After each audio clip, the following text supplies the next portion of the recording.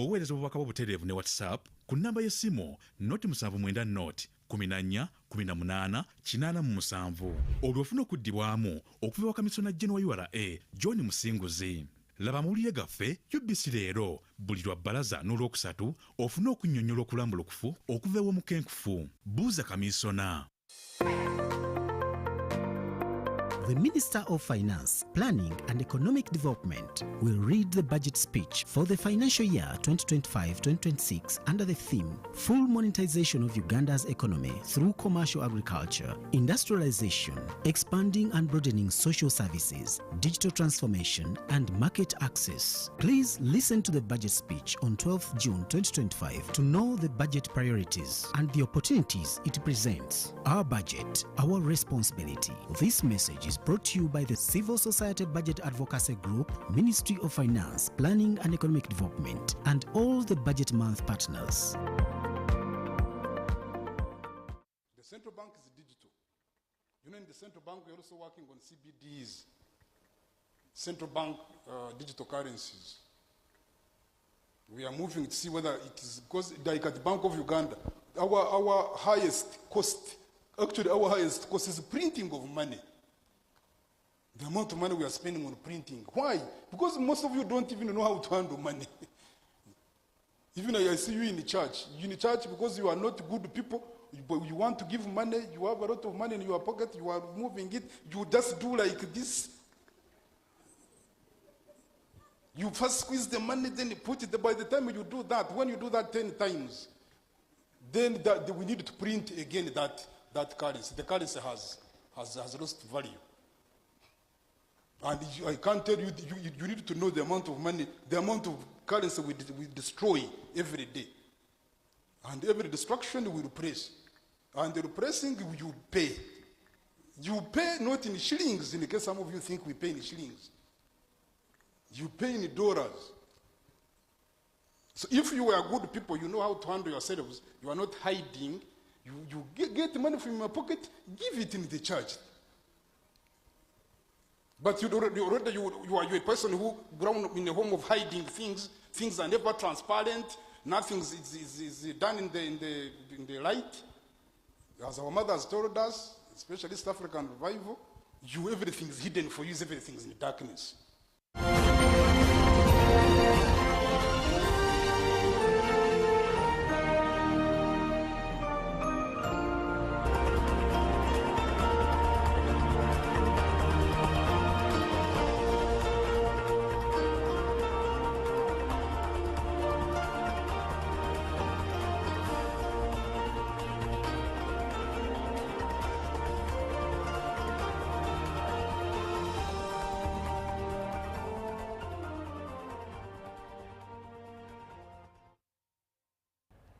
Good morning, Uganda. Thank you so much for being on UBC TV. Time for The Real, where we engage in a conversation sometimes with an expert, at the end of the day, where we share our 2 cents as an expert speaks into it, but your view also matters. So save the number and engage via WhatsApp and text message via WhatsApp. That is 0709602592. Now, recently at a CPA conference, the Deputy Governor of the Bank of Uganda, Professor Augustus Nuwagaba, stated that as Ugandans, we are quite careless with print money. And he stated that we are very careless, we care less, we write on our notes, we fold them anyhow. Yet in actual sense, printing these notes of cash is highly costly, which ultimately affects you and I as a taxpayer. But he suggested perhaps we could opt to embrace digital money systems. But as Ugandans, are we really ready to embrace digital money systems in Uganda? 0709602592. Now in studio with me is Coach Ahimbesiwe Justus from Pepro Sharing Uganda Limited. He's a coach in financial matters and money matters, and he's speaking into this matter to share an expert's POV. Are we really ready to embrace the digital system of money in Uganda? Good morning, Coach Ahimbesiwe. Morning to you, Miss It's a pleasure having you. Thank you. A pleasure having you too. So first and foremost, for a viewer watching, Yes, in please. a layman language, explain what electronic money systems are. Right. Thank you, Ms. Julie. I'm from Paper Sharing Uganda Limited, as well explained. Electronic money is simply the fiat money, but digitally stored on a system. It can be either a blockchain, it can be either on a cryptography related to, as long as it can be used to transfer from one point to another point, maybe for when you're paying for different services or you're paying for goods, maybe you're settling between the two parties. Let's say Miss Judy is selling maybe a smartphone, Justus is in need of a smartphone. So you don't need a cash between me and you. I will transfer the money directly from my phone onto your wallet. That is electronic. So in the process of transferring the money from my phone to your phone, that is what we call the electronic money. So it is not the fiat money, which we hold cash between me and you. I'm giving you cash, which is physical. So here we are doing the business electronically. So it is between the system on your phone and on my phone. It can be on your digital wallet or on my digital wallet. We transfer the process, we do the process, you receive your funds, I get satisfied with what I want, the business is done. As simple as that. That is electronic. Right. Now, over 40 million Ugandans exist in this our country, and not all of them are able to use smartphones. Not all of them are able to access smartphones. In fact, if you go into rural areas, many still use the buttons. Yes. The button type of phones. But let's start with why you think the digital monetary system is essential for Uganda's financial landscape at this time in Uganda. All right. Thank you, Ms. Julie. Right now, as we speak, we need to have these three words Right. in aspect of life. Okay. We have learn, Land. as in learning. Learning, yes. Yes. We have unlearn, and we have relearning. Right. Why do I have to bring these three words? In learning, we get different skills.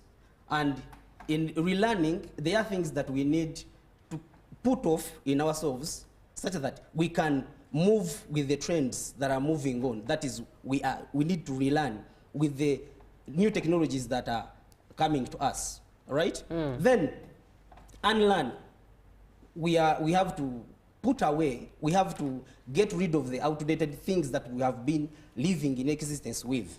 Why did I bring these three words? In a way that our Ugandans are seated there watching us live on UBC. But we have questions. They have questions. Why is it that the Bank of Uganda right now, they are talking about the electronic money? Or we have seen Professor Augustus speaking about the CBDCs, the central bank digital currency. Because we are living now in a disrupted world. And a disrupted world is whereby things are changing from the normal way we know them to other ways which have come to us. And we need indeed to brace these things. We need to brace these digital platforms that have come to us, of which now we are seeing new systems that are coming to us. Take an example. Today in Uganda, we have systems like EPS. I think we have all seen this, Right. of which many Ugandans are complaining about the automated yes, automated EPS system. Exactly. So as these are coming to us, we need to embrace them because it is a revolution that has come to us, of which I accept, and all Ugandans must accept, the revolution that has come, which we don't need to hide ourselves. I'll give examples to Ugandans. We have heard of mobile money. Right. That is the first electronic payment system we've got for the first of a kind. That was between 2010 to where we are now. But when these systems were coming to us, many of us would not believe that there could be a time whereby one cannot hold cash and you need to make a transaction with another party. You make a transaction. After making a transaction, then the other walks away and you get satisfied with what you want. You get the point? So in the due course of these that are happening, I believe, and Ugandans should embrace the digital payment systems that have come, Ugandans should embrace everything that is coming to us, whereby I believe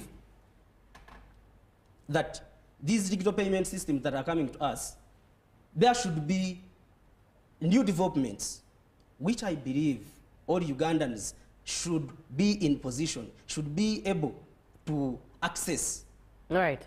Right? So, in the due course of all these that are going on, the world is currently going through different disruptions. Like I've explained about the system of mobile money. Like I've explained the systems of these EPS that are coming to us. So, what should a Ugandan be ready with is...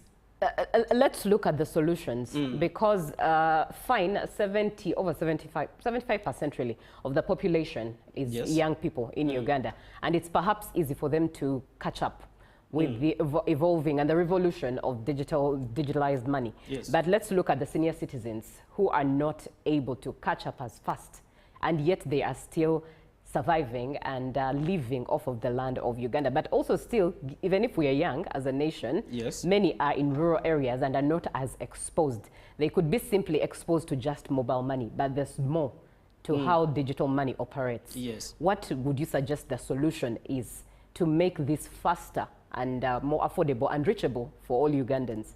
All right, Ms. Judy, thank you. These things, as they are coming to us, I believe as a revolution, as a transformation that is extending, there is no way anyone could hide away from it. I'll give you an example. We have had the transformation. Take an example of airtime.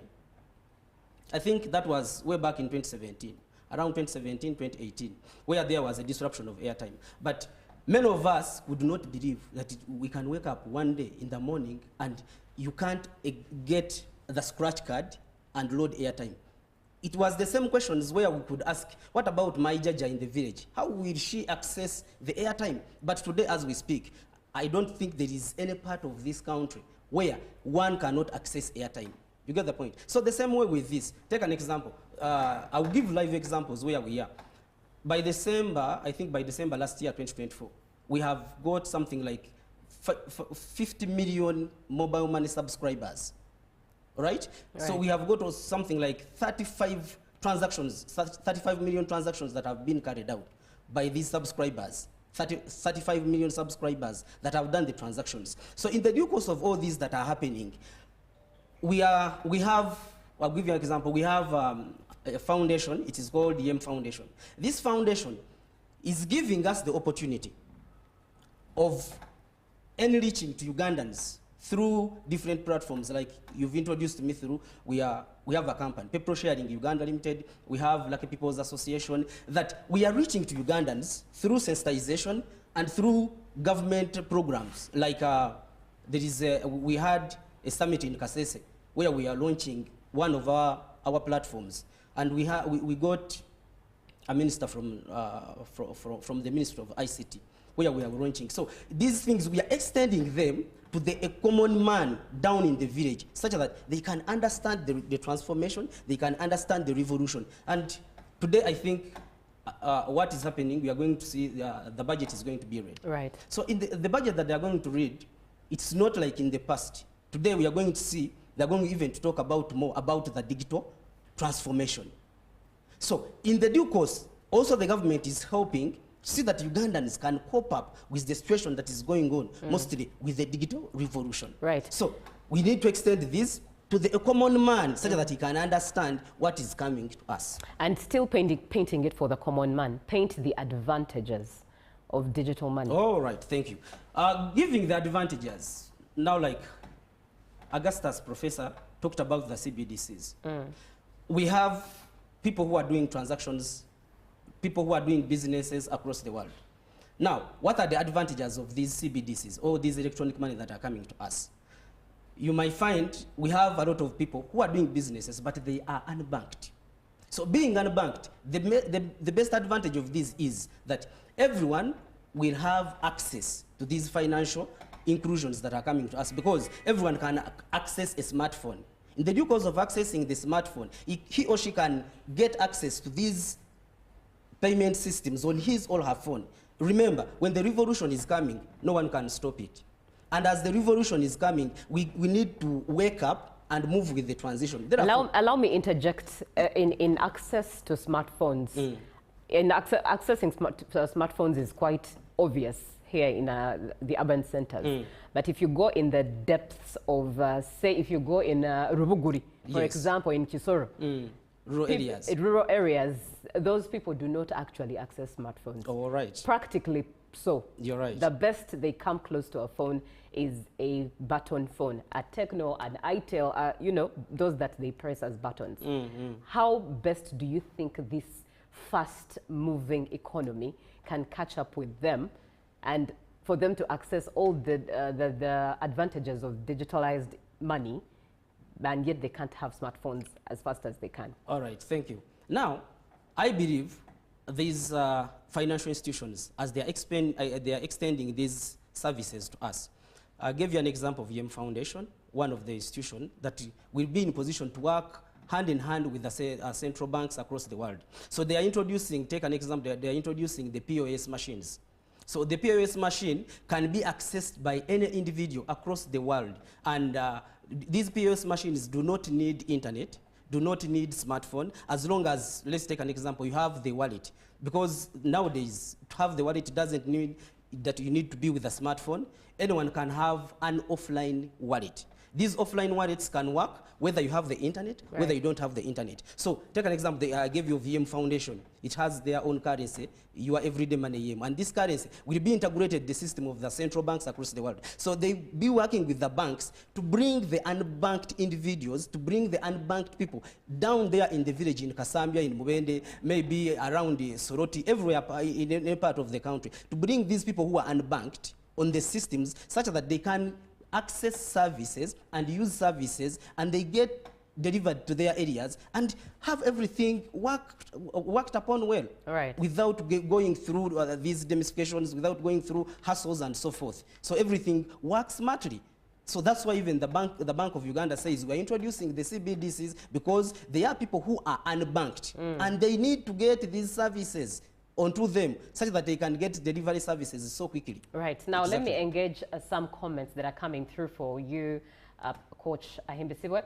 And the first one is from Fort Portal City, Kenneth Mugisha, who says, good morning, team. In relation to your topic, change is a fact of life. So with the introduction of digital currency, it's really fine because of its convenience, speed, security, efficiency, and accessibility. However, the following should be that it may involve a lot of transaction fees. It has high risks of cybersecurity risks.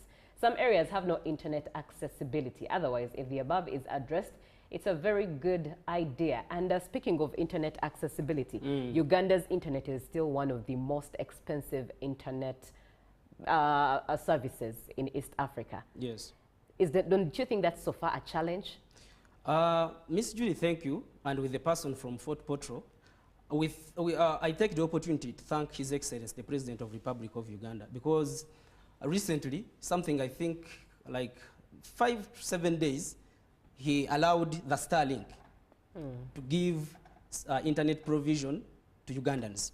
And this is an added advantage to the services that are coming to us. So these internet providers, take an example of Starlink, they will be accessed across the entire country of Uganda. Because as the person explained that we have the challenge of the internet. True, it is true. Maybe sometimes it is slow, sometimes there are different challenges. But we are getting a third-party solution that is helping us. On the other side of the cybersecurity, I'll give an example. We have a system, it is called safe.zone. Anyone online or watching us, you can click through on the internet and search about safe.zone.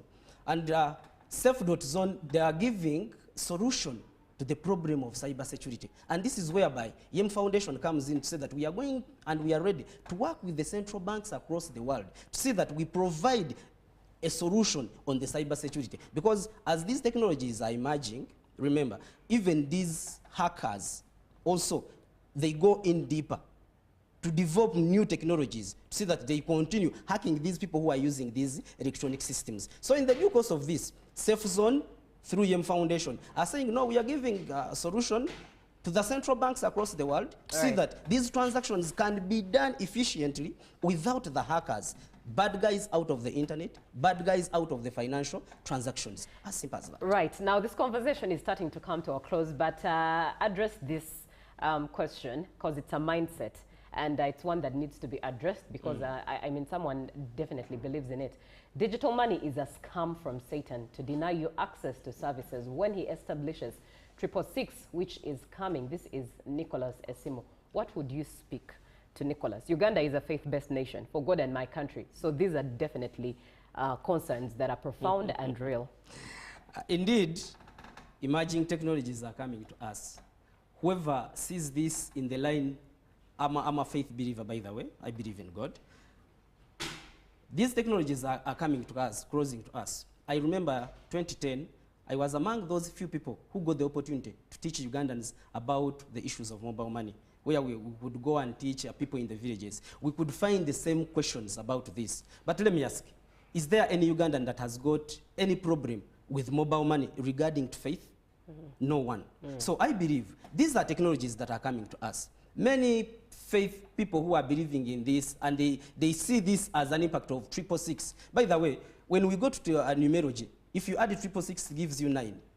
And this 9 means completion. So it means that we are leaving the era of the fiat, touch on, hands on. We are going to a system whereby we are using these systems practically, electronically. Let's not have fear and be with fear because of 666.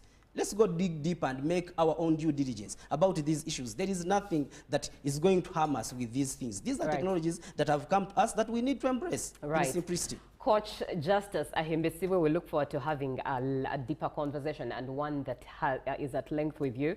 But thank you so much for coming and sensitizing Ugandans on matters electronic money systems, and that is digital systems.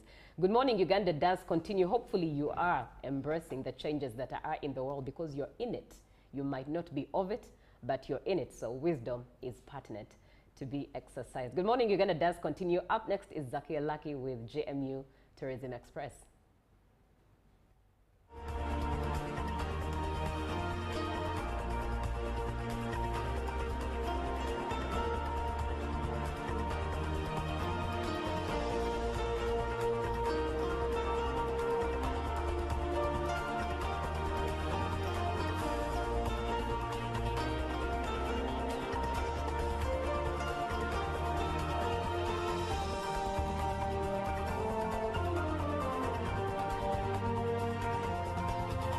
Live from UBC Studios in Kampala, this is Good Morning Uganda.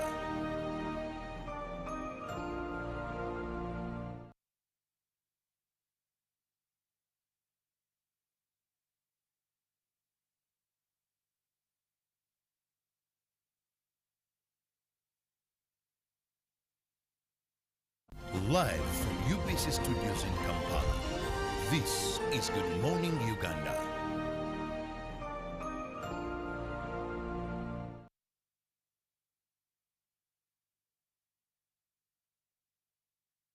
Okwongera okuyiga ebikwata ku musolo n'okubisembereza abagusasula. Bannayuganda bangi balina ebibuuzo ebikwata ku musolo gwe basasula eri ekitongole ekiwooza URA.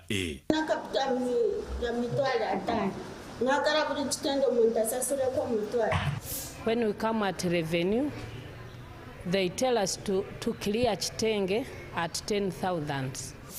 Alikuwa fika kwa mwingine URA na kurespect lazima mzee tuongee. Munaongee. Akuna fika kwa mwingine na kamata faili yako naweka kwa drawer na okutegeera obukulu bw'okusasula omusolo busobola okuyamba okuzza bizinesi yo n'okwewala okufiirizibwanga. Kati osobola okufuna okuddibwamu obutereevu. Sindika ebibuuzo ebikwata ku musolo ng'oweereza obubaka bw'obutereevu ne WhatsApp ku nnamba y'essimu 0790 14 18 87. Olwo ofuna okuddibwamu okuva ewa Kamisona General wa URA John Musinguzi. Laba mawulire gaffe UBC leero buli lwa bbalaza n'olwokusatu ofuna okunnyonnyola okulambulukufu okuva ew'omukenkufu. Buuza Kamisona. The Minister of Finance, Planning and Economic Development will read the budget speech for the financial year 2025-2026 under the theme Full Monetization of Uganda's Economy through Commercial Agriculture, Industrialization, Expanding and Broadening Social Services, Digital Transformation and Market Access. Please listen to the budget speech on 12th June 2025 to know the budget priorities and the opportunities it presents. Our budget, our responsibility. This message is brought to you by the Civil Society Budget Advocacy Group, Ministry of Finance, Planning and Economic Development, and all the Budget Month partners.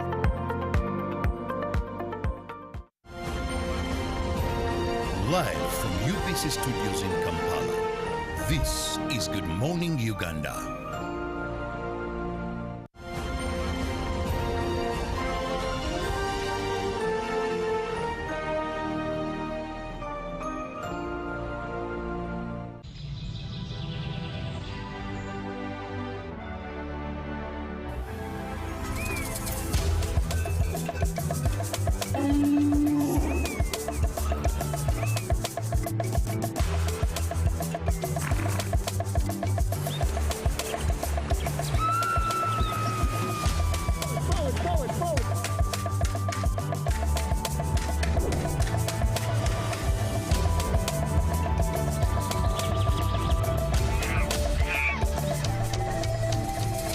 Uniquely ours. Explore Uganda. Welcome back from the newsreel and good morning once again. We are on Good Morning Uganda Tourism Express. My name is Zakia Lucky and this morning we'll be wrapping up the entire trip with Uganda Tourism Board. From Kampala to Bunyoro, we had quite a number of activities that went for 6 days, and we'll be taking you what has been happening from day one until the final day. Congratulations once again to Omukama, who celebrated the 31st coronation anniversary. And the President, His Excellency Yoweri Kaguta Museveni, was the guest of honor. We'll be taking you through day one where a number of activities did happen, especially on day one, which was the departure date. From Kampala to Hoima, we had the team of Uganda Tourism Board depart and heading to Hoima, where branding did happen after getting to Hoima at the stadium. And after branding, we had also the bus, the UTB rig truck installed with Destination Uganda experiences and distribution of Empango marathon kits. Of course, we had the team lead take us through what will be happening. Like you can see on the screen, the pictures are of the Uganda Tourism Board team as they were starting off their journey to Hoima. Day two, in the morning, the Empango Marathon was held, which attracted a number of people coming from different parts of the country to come and celebrate together with Bunyoro. And also in the afternoon, we had a visit to Mparo Royal Tombs. This was rich with history. There were quite many artifacts that were kept. And those, if you're to look closely on the screen, those are tombs of the kings and the royal family, including also Omukama Kabalegas. And in that specific hut, we had the royal artifacts stored in. When you get to look closely, there's the hut of the famous Omukama Kabalega's picture and also his shoes that he actually wears, that he used to wear, that were stored in the same hut, and different artifacts that do showcase the history of Bunyoro. Moving forward, we also toured Karuzika Palace, where the picture was taken. We had to dress in Bunyoro culture wear to pay respect to the palace, and did stop at Hoima Stadium and Kabalega Resort. Moving forward to day 3, where we did visit Kibiro Salt Mines that holds the community tourism and heritage. It is from the very site that we also found hot springs, where also a lot of cultural activities do happen, especially as far as the Bunyoro culture is concerned. We went ahead to explore Kaboya Wildlife Reserve, and also moved on to having lunch at Lake Albert Safari Lodge. As we headed in for chimpanzee viewing experience or tracking, we had the team go through for nature walks as part of the activity also, where a lot was viewed, including birding that happens in the same place at Itohia Forest. On day 5, we had the Uganda Tourism Board join in with the royal family for prayers at St. Peter's Cathedral, where prayers were held. And the Queen of Bonyoro, Chitara Kingdom, did grace also the event, and she was there in church to be a part of the prayers. The Uganda Tourism Board team was also there to be a part of that, and the prayers did go well. Moving on, we had the stakeholder engagement meetings with tourism players that did happen right after the prayers, and there were lots of discussions that took place, like digital marketing, stakeholder engagement, where they got to learn about how to use social media or how to even market their hotels. These were open to hotelians, including tour guides and so many others, which also attracted engagements via Kabalega FM and the community displays. Well, moving on to day 6, we had the D-Day, Mpango Day, where the 31st coronation anniversary of Omukama Solomon Gafabusa Guru one did. We didn't get a chance to see the king, but the president was there. He got a chance to see, and that is the picture that you did see previously. But people graced it, including kings from other outside, actually international kings that did also grace the event, and so many others that came in from Kampala all the way and from Bunyoro itself. President Museveni did officiate as the chief guest at the ceremony, and he called upon Ugandans to also, he reminded the nation that his 1993 restoration of Uganda's kingdoms was a deliberate effort to revive our cultural identity and pride. He particularly noted that the strength and historical value of the Bunyoro Kitara Kingdom in shaping Uganda's history, and that is why he also urged actually telling Ugandans about his age, but he did mention that talking about the food that he eats. I remember one of the things that cracked where he doesn't eat rice since he's not Indian, but he eats, if you can borrow from his menu, he eats kalo, he drinks milk, cassava. So if you are ignoring the Ugandan foods or local foods, then you need to revise that. It was a note taken from the president's speech advising Ugandans to feed very well. Well, moving forward, we also got to hear from the Owechtinisa, who we call the Katikkiro in Buganda. And he mentioned in his powerful address that the renaming of 2 Uganda's major natural attractions, which is Makshon Falls, to be renamed Kabalega Falls, and Lake Albert to be renamed Mwitanzje, a cultural restoration of names that reflect the soul of this particular region. You get to see the entire journey, how we did move from salt mines to sacred tombs, from student dreams to royal prayers, and this journey was just a testament to Uganda's rich depth, and UTB's vision came alive on this trip to connecting places. That was it on the Hoima trip, wrapping it up all these days. If you didn't get a chance to be a part of the previous episodes that were aired, at least you got to see what happened. They were very quite it was a colorful event that attracted a number of people and left the community very excited and happy, especially with what they had to benefit within the interactions. They got to learn, like you saw, schools were visited, the community was engaged in stakeholder meetings, also being a part of the royal prayers and being a part of these ones. Thank you so much, and remember this segment is proudly sponsored by Uganda Tourism Board that looks at bringing you all that has to do with tourism. Thank you, and we are still on Good Morning Uganda, coming in again with Julie with the business segment.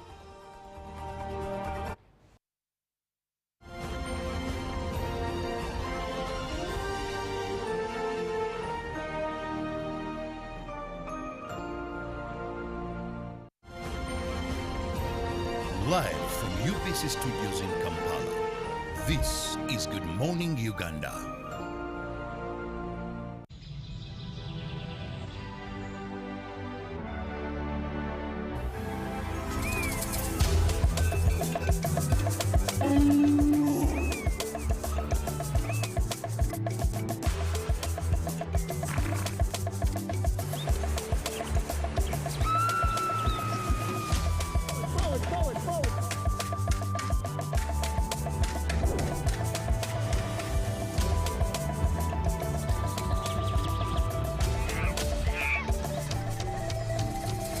Uniquely ours.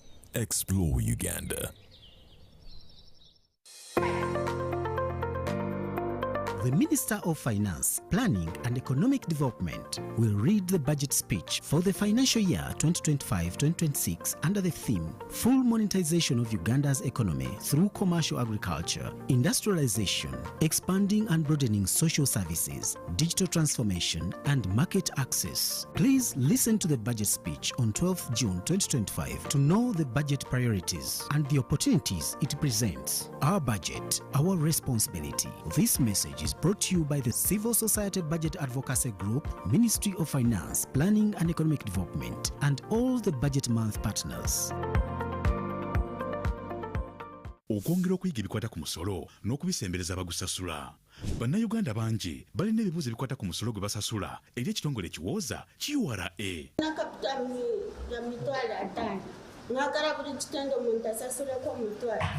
When we come at revenue, they tell us to clear kitenge at 10,000. Alikuwa nafika kwa mwingine URA na kurespect lazima mzee tuongee. Munaongea. Hakuna fika kwa mwingine na kamata faili yako naweka kwa drawer na. Okutegeera obukulu bw'okusasula omusolo busobola okuyamba okuzza bizinesi yo n'okwewala okufiirizibwanga. Kati osobola okufuna okuddibwamu obutereevu.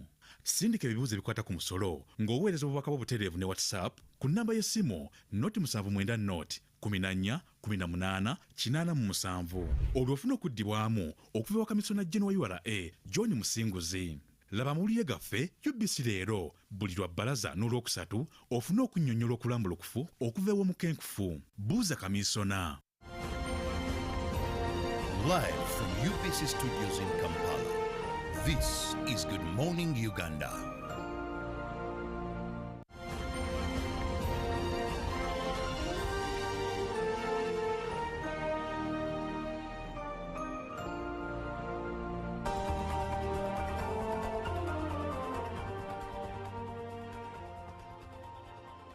Welcome back from GMU Tourism Express. That was a beautiful story that Zakia Laki shared about concerning her trip and the events that unfolded while celebrating the coronation of the Omukama of Bunyoro, the 31st coronation. Once again, we congratulate the Omukama of Bunyoro on making 31 years serving the people of Bunyoro. Now, moving on to GMU Business, my name is Julie Nataba Musisi, and with just hours away to reading the National Budget 2025-2026, the one that will be read with 72.376 trillion Uganda shillings, Julius Mukunda, Executive Director of the Civil Society Budget Advocacy Group, CSBAG, says investing in human capital, particularly education and healthcare, should be top priority.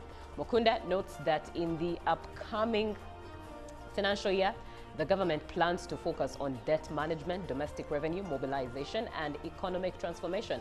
Now, on Uganda's growing debt burden, he warns that unchecked borrowing could lead to financial distress.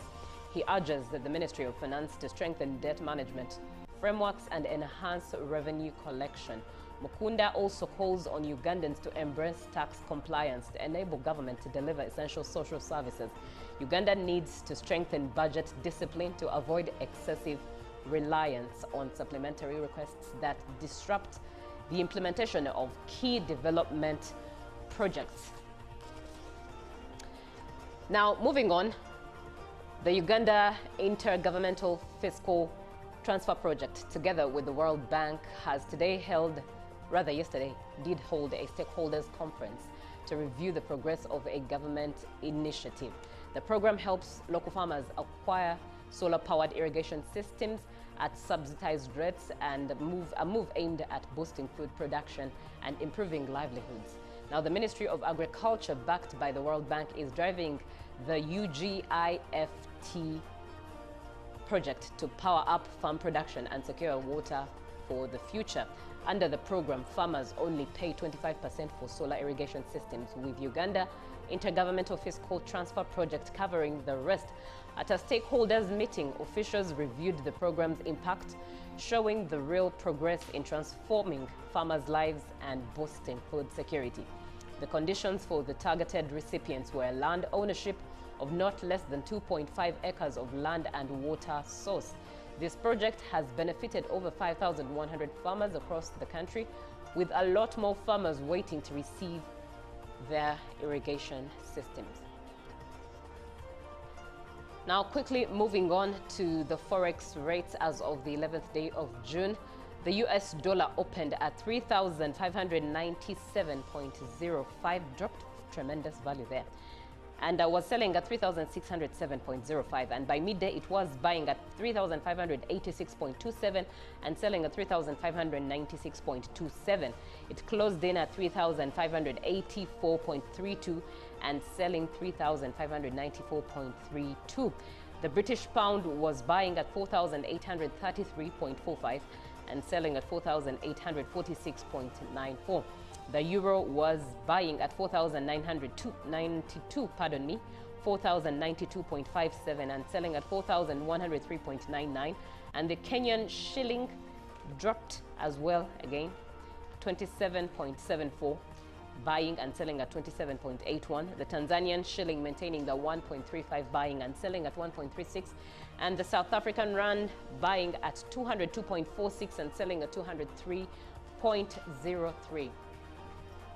Well, that's it from GMU Business. Up next is the agenda. Today is the reading of the National Budget 2025-2026, and we are chewing on that as you prepare to watch the event of the budget reading. So stick around and start nudging your brain to embrace the reading of today's national budget, because it matters, and as a Ugandan, you must be informed on the budget that manages you and your money. Good morning.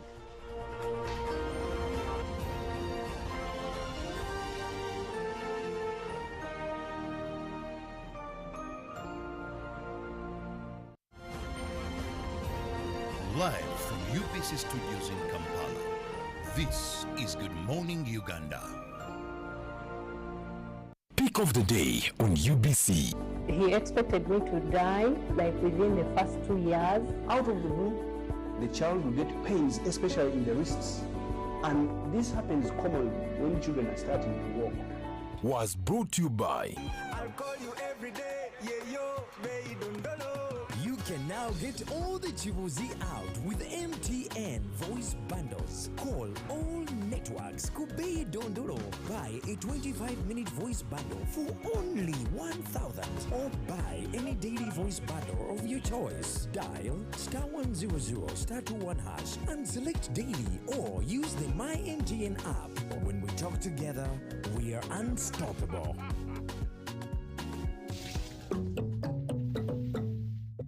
okwongera okuyiga ebikwata ku musolo n'okubisembereza abagusasula. Bannayuganda bangi balina ebibuuzo ebikwata ku musolo gwe basasula eri ekitongole ekiwooza URA.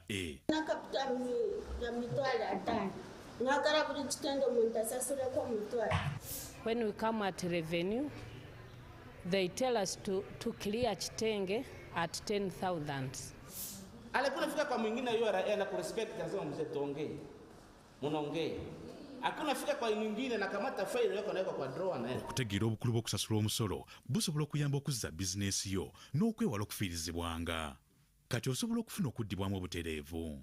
Sindika ebibuuzo ebikwata ku musolo ng'oweereza obubaka bw'obutereevu ne WhatsApp ku nnamba y'essimu 079148887. Olwo ofuna okuddibwamu okuva ewaka Kamisona General wa URA John Musinguzi. Laba mawulire gaffe UBC leero buli lwa bbalaza n'olwokusatu ofuna okunnyonnyola okulambulukufu okuva ew'omukenkufu. Buuza Kamisona. The Minister of Finance, Planning and Economic Development will read the budget speech for the financial year 2025-2026 under the theme Full Monetization of Uganda's Economy through Commercial Agriculture, Industrialization, Expanding and Broadening Social Services, Digital Transformation and Market Access. Please listen to the budget speech on 12th June 2025 to know the budget priorities and the opportunities it presents. Our budget, our responsibility. This message is brought to you by the Civil Society Budget Advocacy Group, Ministry of Finance, Planning and Economic Development, and all the Budget Month partners. The government's core mandate is to maintain law and order, safeguard citizens' rights, and provide essential public services. Remember, one of the pillars of the roadmap is innovation and entrepreneurship. There has been this question of how are you protecting our indigenous seed? It's going to be a tall project. That answers somebody's question. For the past 20 weeks, the front bench has brought you insightful discussions on governance, security, healthcare, justice, and commerce. Why do you go through this complicated procedure, involve the lawyers? You bring the case against him, the judge will hear you out and pass judgment, and you're out of court in record time. We remain committed to keeping you informed and engaged on key national matters. So these are huge, these are powerful organizations which now Uganda chairs.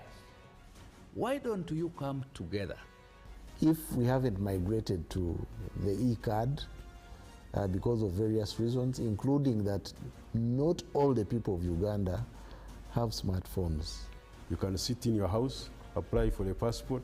If you have a Ugandan who has a successful logistics firm in the US, it means he can come to Uganda and do a lot more. Now airing every Monday at 8:30 p.m. with me, Jethro Kasaiji, your interface with the government only on your public broadcaster, UBC, Inspiring Uganda.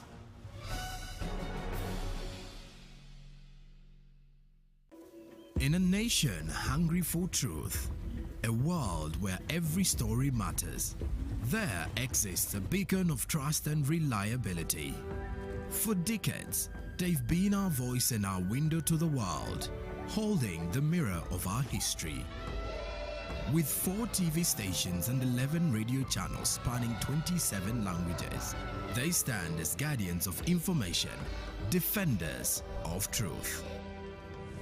With Mascari Heritage Advantage, they uphold every citizen's right to reliable and free information. Their archived stories shaped our past and illuminate our present. Yet now, as new challenges arise and the world evolves, their mission faces its greatest test yet. Be part of our journey and let's navigate the unknown, uncover the untold, and safeguard our future together. Tune into your public broadcaster, for it is the intersection of trust and truth. Because to UBC, your story, and every voice matters. UBC, inspiring Uganda. Juko. Yo. Check the shopping, man. What's your secret? Uganda, haven't you heard of the Parish development model, PDM? Yes, I did, but I thought it was just a talk. No, Sebatia. It is real. I and a few friends together formed a circle, accessed money from the PDM, invested in a portrait project, and now things are moving. Juko. I thought I was one of your friends. You are. But you left me behind. I didn't leave you in poverty. But what you do, just visit your LC2 chairperson and your parish chief and start the process of economic transformation. Just like that. The Parish development model is an initiative from the government of Uganda through the Ministry of Local Government designed to transform all lives of Ugandans for the better. PDM, my parish, my development, my life.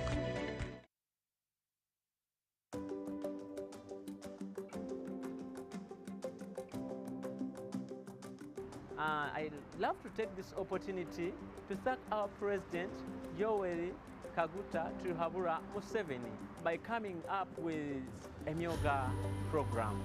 We started in 2021 as Kasumi Parish Carpenters a Myoga Circle.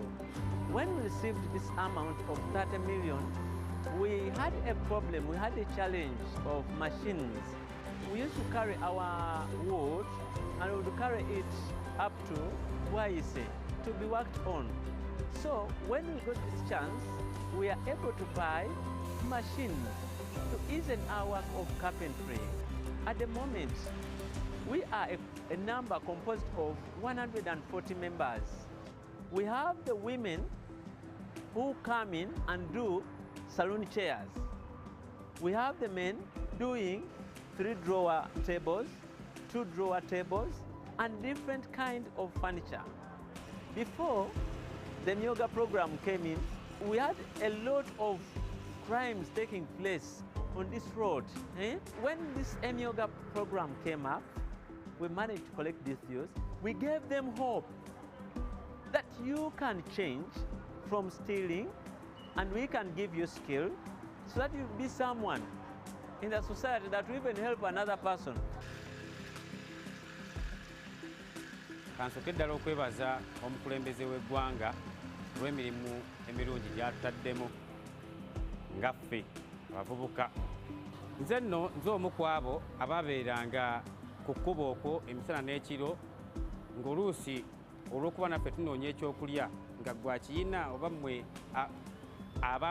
twakiyitanga b'amalala bagenda beerabisa nga tubagwamu munnange era nga tuba tulina obikuggyako naffe ne tubaawo. Naye munnange neebaza kyamani wange wa wano yankwatako nno wamu ne bannange twatandika okukozesa mashini zino tandika okuwawula okulanda okukola dizayini emmeeza zino tuzifulumya entebe bwe ziti tulina emirimu gye tutandikirako emyangu okugeza ng'okufulumya obumotoka buno. Kano akamotoka n'omwana omuto w'emyaka 5 akafulumya. Bw'ova mu kufulumya akamotoka kano owawula okukwata oluwawu n'owawula emmeeza ng'eno n'ebeera smooth. Oluvaawo nga bakutwala ku mashini eno olubaawo lukolebwa oti bwe ntyo ndi wa mukisa byonna saabisasulira. Najja wano ne baŋŋamba Pulezidenti Museveni bino ebyuma yabituwa byammwe mulina okuba nga mubikozesa. Omukisa ne ngutwala era neebaza kuba kati ne bwe mba nvudde wano ne ŋŋenda ewalala ne bwe ŋŋenda Sudaani nsobola okusigala nga ndi mulimu gwe gumu ogw'obubazzi ne gumbeezaawo wamu ne famire yange. Ku sevingi wange ebimu ku byentereka bwe bampa akasente kange nfulumya emmeeza yange eno bino kiri wano si kya kiyamaani waffe nedda wano tulinawo itemu zaffe kati ku ssaawa eno zonjogera wano ninawo emmeeza ezange 5 n'entebe 12 ezitambulira ku mmeeza ezo nga zange era nga zo ne baba bazituuze wali sente baziwanze oluusi emirimu n'emirala ne gijja ne bagala twafunye omulimu guti mujje mufulumye entebe wano zino bwe ziti mugakukola sente bwe kityo. Emyoga gino kuba nagyegattako bingi byenfunye. Edda nze nali nga sisobola kusasula nnyumba gye mbeeramu era nja kunoonya gye ŋŋenda okusula mu mifulejje era eyo mifulejje gye ŋŋenda okusanga ote oli ajja atamidde nga ye atalina n'essimu gy'amulisa. Kale ebintu ng'ebyo nze kati nina wensula era saawa weziwera nti zino saawa zakwebaka olwo nga nsimbula nga ŋŋenda neebaka nawasa tadde n'abaana nno munnange. Sebo kulembeze weebale bageto yuti mwenna gye muli wabweru eyo temutya temwerumaluma nkata temudda mu biki temulobera mu projekiti za gavumenti kuba zino projekiti ziriwo kutuyamba ffe zaffe zirina kutuyimusa kuteeka ku ddaala ddala bwe lwonazoberamu abalala bazeegaseemu ffe nga tukola ki bweiba bwe bityo. Because of this Myoga program, we have been able to pick such different youth, mentor them, we train them. After learning, they also go up even start their businesses. We have people buying from us, schools, we have factories, companies. They come and give us very juicy contracts. And out of that, that's how we've managed to accumulate this amount of saving of 70 million. So I would love to thank the President of Uganda that because of the Myoga program, we've done what they call mindset change.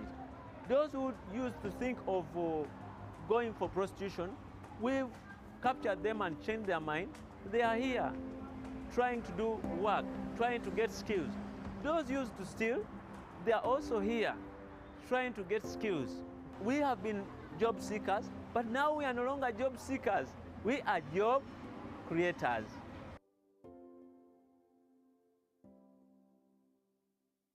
Across Uganda, the parish development model is paving the way for prosperity, helping families transform their lives through strategic farming practices, like the 4-acre model.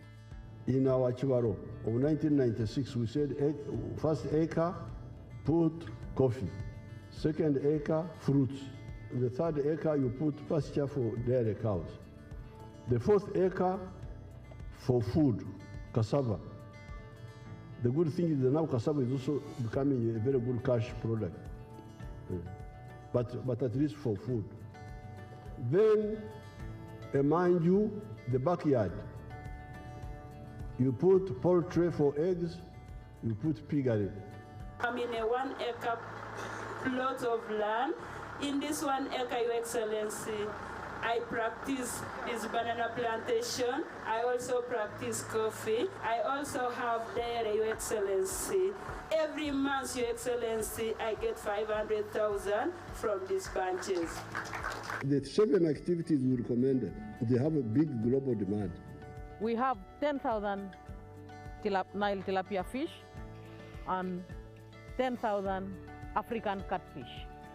And when we sell our 10,000 tilapia, we get in one harvest 20 million shillings.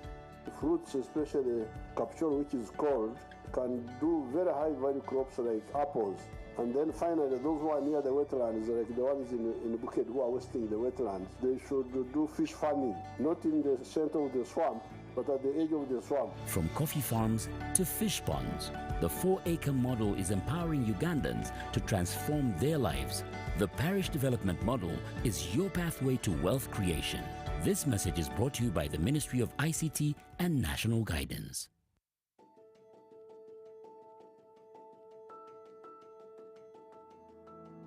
The circle started 5 years back with 15 members who were part of the executive, and we managed to use the same 15 members to mobilize the youth and come in to make the 16 associations. So each member took a thought of gathering, mobilizing the 15 people to make associations. So the circle was established. We happened to have 229 members that qualified for 30 millions, which we got in 2021. We used the 30 millions from the presidential initiative to buy the 6 motorcycles, which was a small number to benefit the 229 members, but we managed to use it. The 6 border helped us to go under saving culture. We managed to group our members into 15-15 for saving culture. So the saving culture is 15 groups. They could get 12,000 per day, which 12,000 at the end of the month manages to buy 1 motorcycle. That 1 motorcycle is shared among the 15, so they vote who to take it. The 15 kept on until the 15 months. Every member had to get 1 motorcycle with saving culture. As I say, we managed to get 84 motorcycles from today's report. On daily, a rider, you move Kawempe, Nakawaru, Makinde, you Kampala Metropolitan, and at the end of the day, you have 50,000. That one, we call it average day. There is a time you make 100, that is, we call it the golden day. So most of our members came without anything to use or to support their family. So we helped them by giving them the border as one of the job opportunity the circle is offering to the community. Tuso okwebaza President Museveni olw'enkola eno gyatutereddewo otukulaakulanya nga najja wano mu ssaka eno nga sirina piki era ndi omu ku bammemba abaasooka okufuna lupiki. Kati abavubuka abali bateesobola kugula piki wano kibakyama Kuba ogula buguzi migabo mitwala 5 ngofuna piki ngotandika obulamu ate kulayisi tuli bangi kwa omuntu tolina miliyoni 5 zigula mpya 5 kitundu oba oguza emigabo ate nga gijjo n'otandikira okwo tolaba nti oba ofunyemu abantu abali batalina mirimu bagifuna wawo guno mulimu nno gwennyini tugufunyemu singa simanyi ga mulimu guno kitegeeza nandibadde sikola ki sina ngeri ki gyenyiza bikwasaganya abaana basoma era muki okulya byonna okuba kwesanyusaamu era kiki era ngutwalanga ensonga enkulu kubanga ofunamu gubinkolera go ge mazima gubinkolera ddala bulungi mukadde tajula maama gwe nninawo yekka oba oli awo akasimu ante kino bakiri mugira nga noteekayo n'omusindiki ante kino egamba tosobola kulwamu ki sente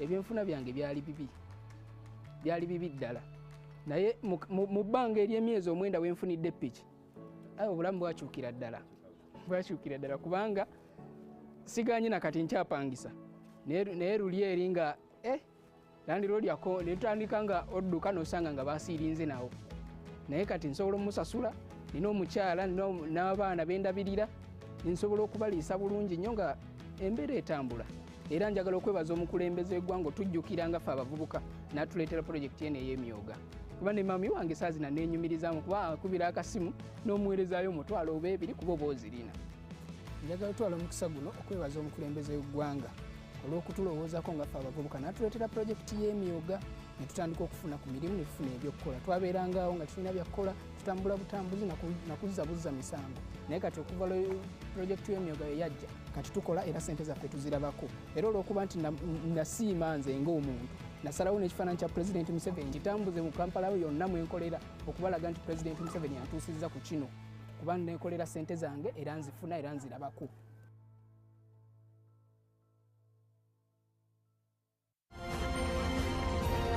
Live from UBC Studios in Kampala, this is Good Morning Uganda.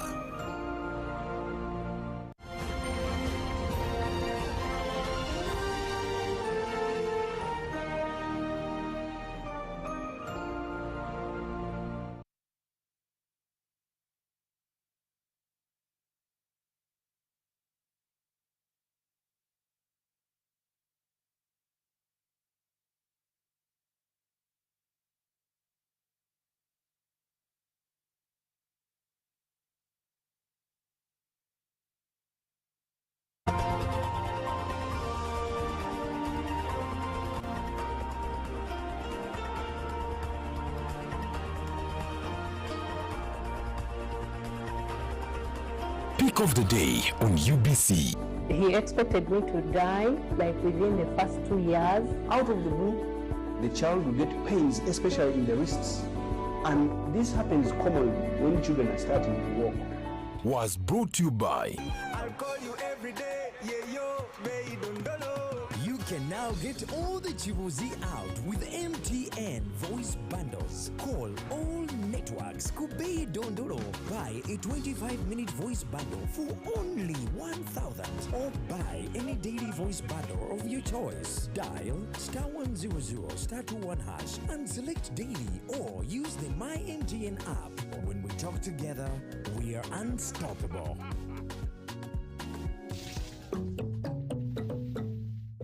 Okwongera okuyiga ebikwata ku musolo n'okubisembereza abagusasula. Bannayuganda bangi balina ebibuuzo ebikwata ku musolo gwe basasula eri ekitongole ekiwooza KRA. Nakapitamu ya mitwalo 5. Ngakala buli kitendo omuntu asasuleko mitwalo. When we come at revenue, they tell us to clear kitenge at 10,000. Alikuwa nafika kwa mwingine URA na kurespect lazima mzee tuongee. Munaongee. Hakuna fika kwa mwingine na kamata faili yako naweka kwa drawer na yeye. Okutegeera obukulu bw'okusasula omusolo busobola okuyamba okuzza bizinesi yo n'okwewala okufiirizibwanga. Kati osobola okufuna okuddibwamu obutereevu. sindika ebibuuzo ebikwata ku musolo ng'oweereza obubaka bw'obutereevu ne whatsapp ku nnamba y'essimu noti 790 noti 14 18 87 olwo ofuna okuddibwamu okuva wa kamisona Jeno wa URA John Musinguzi. Laba amawulire gaffe UBC leero buli lwa bbalaza n'olwokusatu ofuna okunnyonnyola okulambulukufu okuva ew'omukenkufu. Buuza kamisona. Live from UBC Studios in Kampala, this is Good Morning Uganda.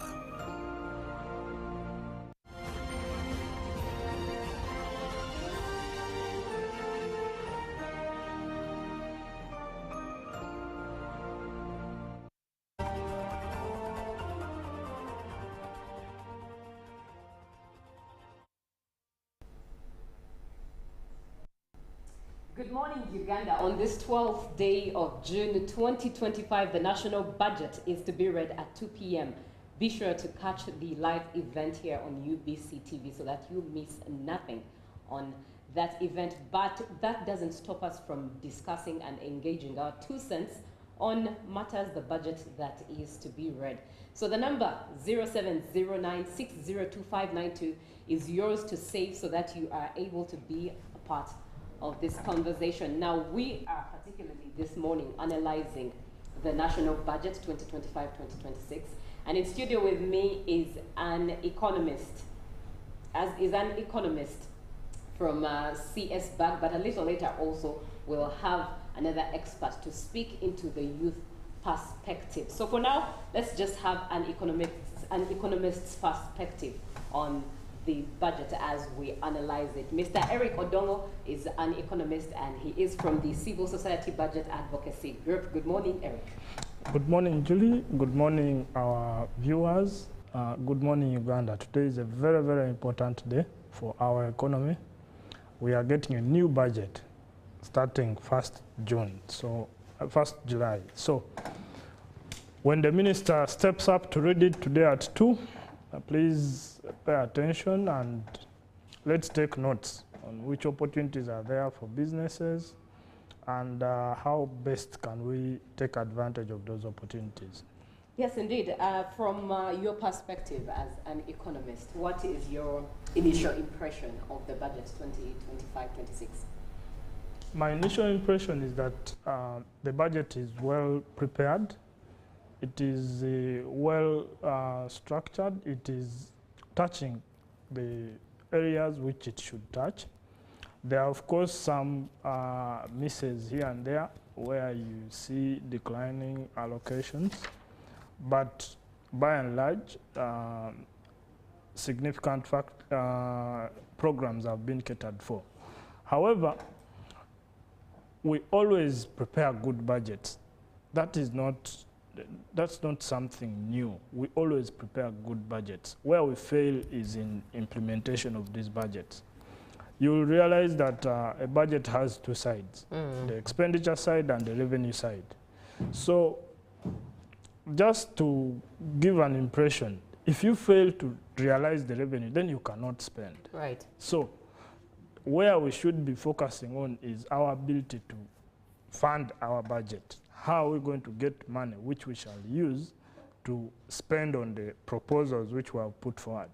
Most times we discuss so much the proposals more than the money which is going to fund those proposals. In this budget, we are saying 37 trillion will come from domestic taxes. But we are not asking ourselves, when you look at our businesses right now in Uganda, if you are to spread the 37 trillion, how much should each business be paying as tax? And does it have the ability to pay that tax? Those are the issues we should be discussing so that we are able to say, in order for us to realize 37 trillion in taxes, then let us support businesses so that we are able to at least reach there. By the way, we are yet to even hit 30 trillion. We have never reached 30 trillion before. Right. But in this budget, we are so ambitious that we shall reach 37. Wow. In a Gen Z language or language on the streets, one would say that we speak a lot of English but implement less of that English. But let's look at the current budget. Is there increased access to capital for underserved areas and underserved groups? Yes, the budget has provided for underserved groups, and by those we mean women, youth, and PWDs. Now you find that programs like PDM, there is affirmative action for women, youth, and PWDs. You have the Grow Fund specifically for women.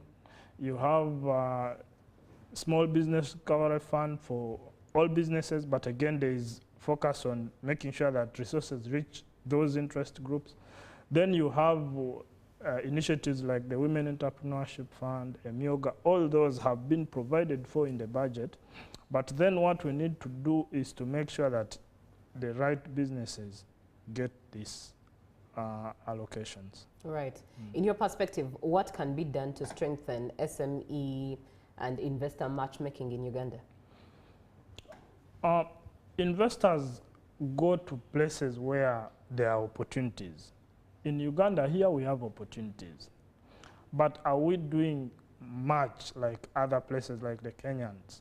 Are we doing much to position our businesses to be ready to take on these opportunities? I do not think we are yet to do much in that area. Because when you look at alternatives like venture capital, angel investors, their penetration is a bit lower in Uganda here compared to our peers in the region, and that is mainly on a preparedness limitation. We are not very prepared. Someone will come here, they want to invest in your business, you have not been paying taxes. So they cannot. Maybe the only good thing which has happened to us recently is that we have been removed from the grey list by the Financial Action Task Force. So that is good because someone can now bring their money to Uganda easily because it will be easy to remove it. So at least that is an area which we need to improve because we need investment. We need foreign capital to come in so that we develop our economy.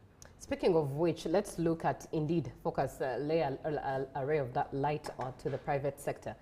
What are there cases in the budget where public and private collaboration is being promoted to benefit the private sector? Because that's where efficient tax paying comes from, ultimately.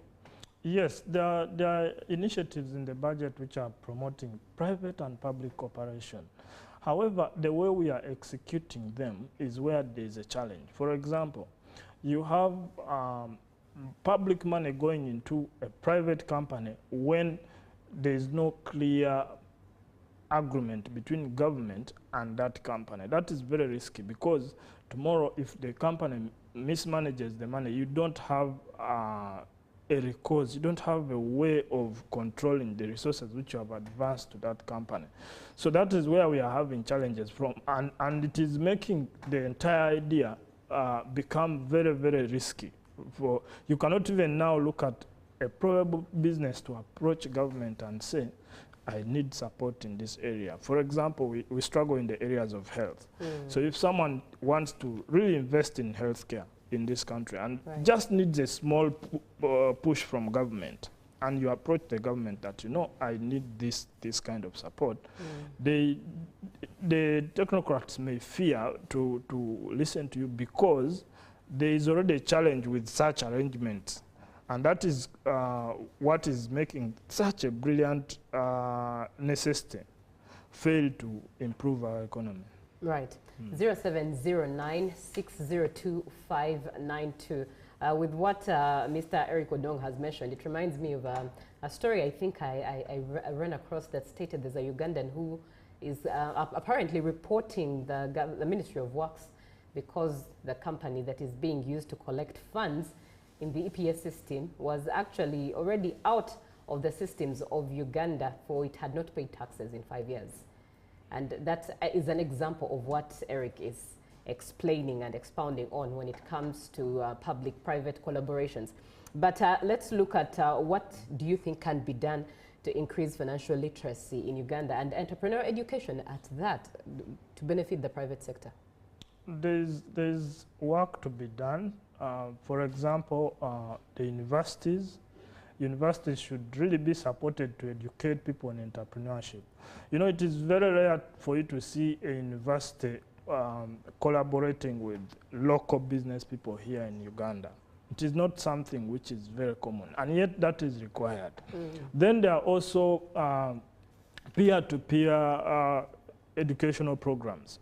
One business educating another business. Right. You have big corporations with better corporate governance. They should be able to support the other lower businesses so that when you have proper corporate governance, even in a small enterprise, then the bigger enterprise will have easy management of its value chain. So that is what is required to really increase the level of skills in the management of Ugandan businesses. Speaking of which, in your perspective, what do you think is your assessment of investor readiness in Uganda?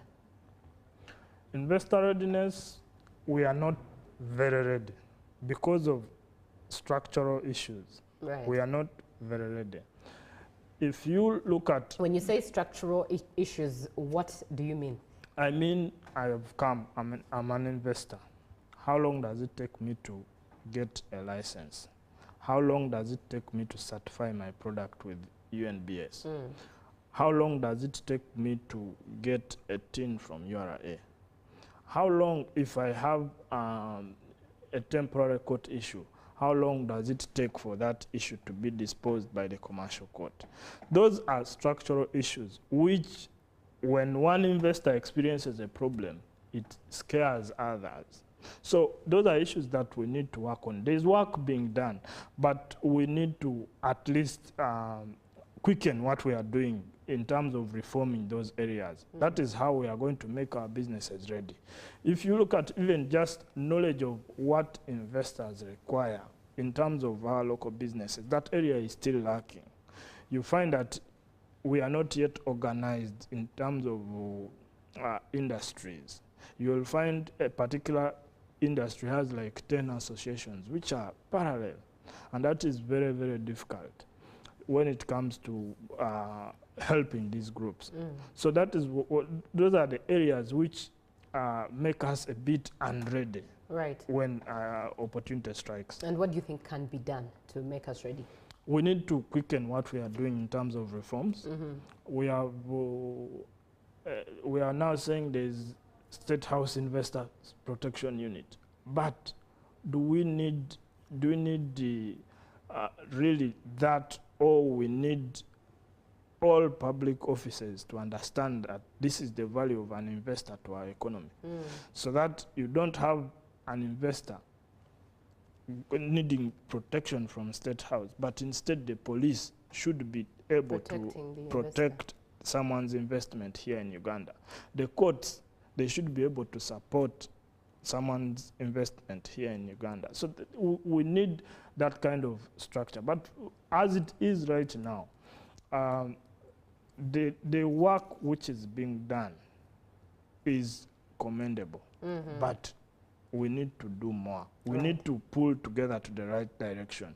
You might find that now the State House Investment Protection Unit is the only one trying. But then you have Uganda Investment Authority, which is the first to go out there and look for these investors.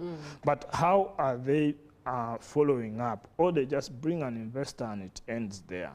How are they following up to make sure that the experience of this investor, the return you have promised the investor, really is realized? So that is what will make our economy a preferred destination for investment. Right, 0709602592. It's the WhatsApp number for you to engage and share your opinion. We are analyzing the national budget, especially in light with the private sector. It's to be read today at 2 p.m. and the live feed will be aired here on UBC for you to feed on. Now, Eric, in your perspective, really, does the current budget address regional disparities in the private sector? That is an area which is struggling. we have seen that allocations to local government have declined. And because of that decline in allocations to local governments, you will find that a region like Karamoja may not be well prepared to support investment compared to Kampala here. So it becomes more easy for someone to set up their investment here, and it leaves Karamoja underserved. You go to West Nile. We have power now which has gone there, the national grid. But how reliable is that power in West Nile? Right. What about access to running water?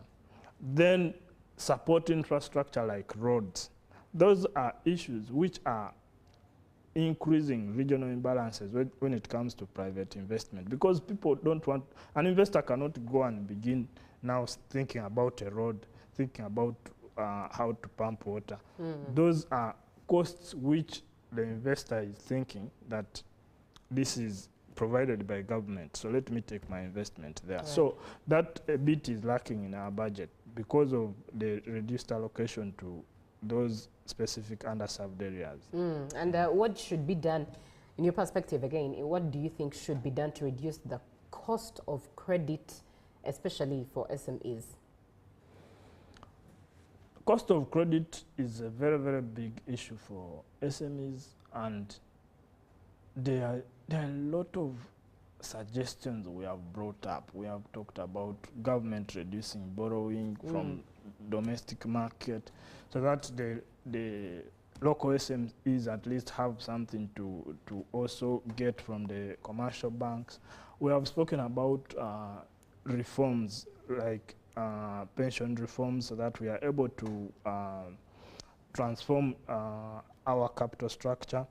But for me, what really stands out is the financial sector development. We should, because the financial sector which is developed is one which is able to generate the capital that we need for these SMEs to borrow. So everyone should be interested in what should we do to develop our financial sector.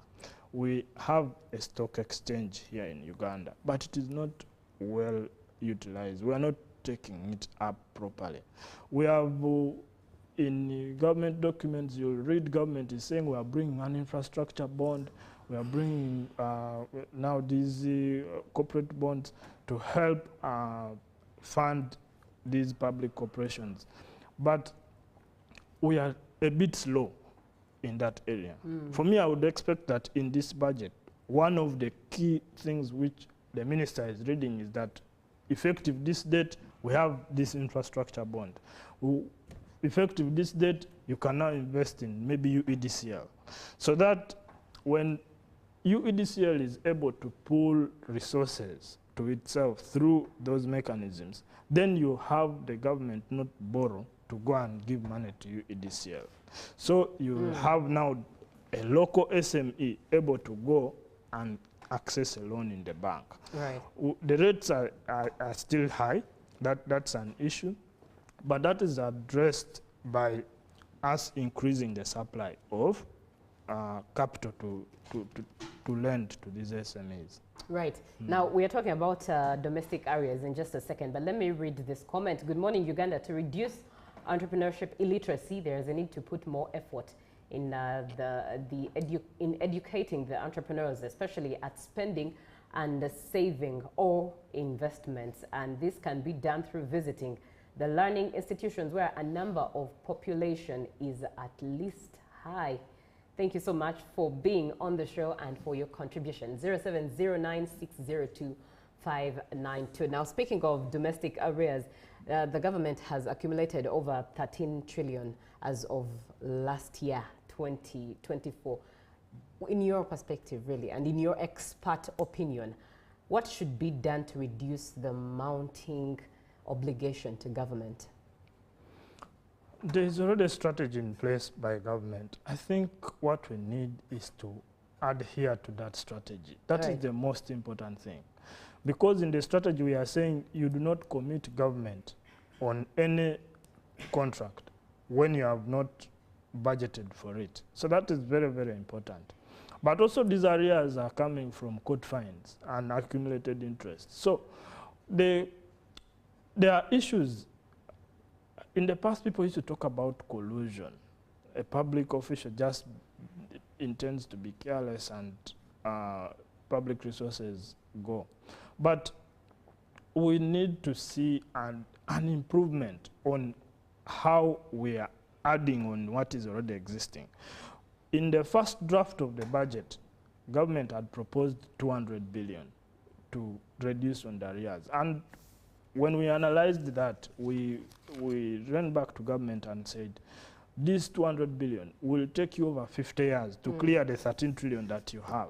So you need to increase. And indeed, it has increased from that 200 billion to 1.4 trillion, which is a very good indicator. At least now, if you look at that rate, we are able to reduce those areas significantly, probably in the next 10 years, if we are allocating at those levels. So that is a very, very important issue, because in these areas, we have locked out private sector liquidity. Because now, if somebody is demanding government, they are not able to continue to supply another person. They are going to now run back to get a loan. They are going to fire workers to reduce. So we are affecting a lot of business operations when government continues to accumulate arrears. Remember, the same government is borrowing from the domestic market. Right. So we are literally squeezing this person while telling them that we need 37 trillion from them. So any alternative that they have for getting the 37 trillion, we seem to be withdrawing it. One of them is I supply government. If I supply government and government does not pay me, it means I cannot pay taxes. That is one. Then two, if I need to go and borrow to at least generate more goods and sell, then I am able to pay taxes. Again, government has gone there and borrowed from the bank. The bank is not able to give me money. So we are literally limiting the fighting weapons of a business for it to be able to pay taxes. Right. Thank you very much, Eric Odongo. He's an economist with CS Bag, and he's been giving his expert opinion as we analyze the national budget 2025-2026. Now, let's take a short break. We are coming back with Alan Mranjira Muhereza, who is the team lead for Youth for Tax Justice Network, and he'll be sharing his perspective, the youth perspective in general, as we analyze the budget 2025-26. So stick around.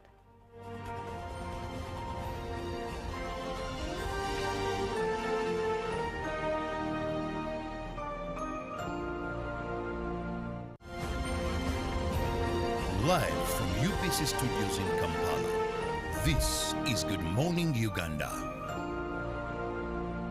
Pick of the day on UBC. He expected me to die like within the first 2 years. Out of the blue, the child will get pains, especially in the wrists. And this happens commonly when children are starting to walk. Was brought to you by I'll call you every day, yeah, yo, baby, don't know. You can now get all the Chibuzi out with MTN voice bundles. Call all networks Kubei Dondoro.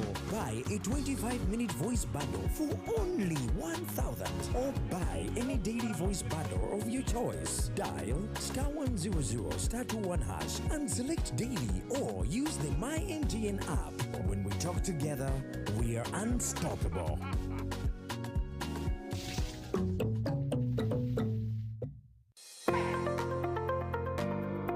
The Minister of Finance, Planning and Economic Development will read the budget speech for the financial year 2025-2026 under the theme Full Monetization of Uganda's Economy through Commercial Agriculture, Industrialization, Expanding and Broadening Social Services, Digital Transformation and Market Access. Please listen to the budget speech on 12th June 2025 to know the budget priorities and the opportunities it presents. Our budget, our responsibility. This message is brought to you by the Civil Society Budget Advocacy Group, Ministry of Finance, Planning and Economic Development, and all the budget month partners.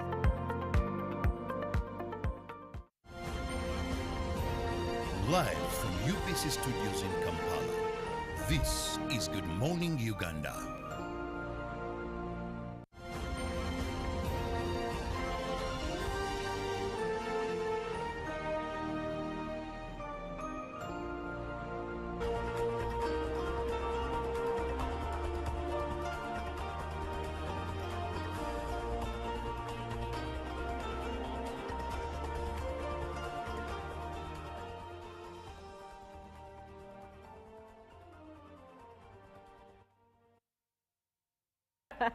Good morning. Thank you so much once again for being on UBC TV. This morning we are analyzing the budget that is to be read, and that is the National Budget 2025-2026 from an economic expert's view on the National Budget 2025-2026 to a youth perspective expert's view on this particular budget. Now in studio with me is Alan Murangira Muhereza, who is the team lead at Youth for Tax Justice Network. Good morning, Alan.